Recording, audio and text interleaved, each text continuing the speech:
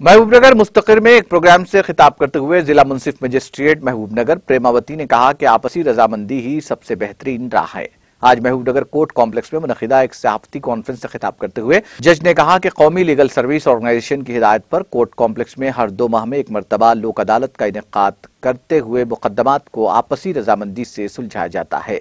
जारिया माह की 11 तारीख को भी लोक अदालत का इनेकाद अमल में लाया जा रहा है। उन्होंने अवाम से इस मौके से इस्तेफादे की अपील की है।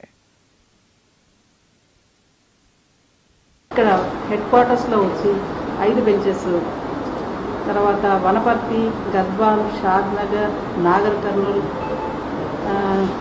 వాటి మండలాల్లో 3 బెంచెస్, నారాయణపేటలో 2 బెంచులు, జడ్చర్ల, కొల్లాపూర్, కల్వకుర్తి, కొడంగల్, ఆత్మకూర్, ఆలంపూర్, అచ్చంపేటలో ఒక్కొక్క బెంచ్ ఏర్పాటు చేయడం జరిగింది.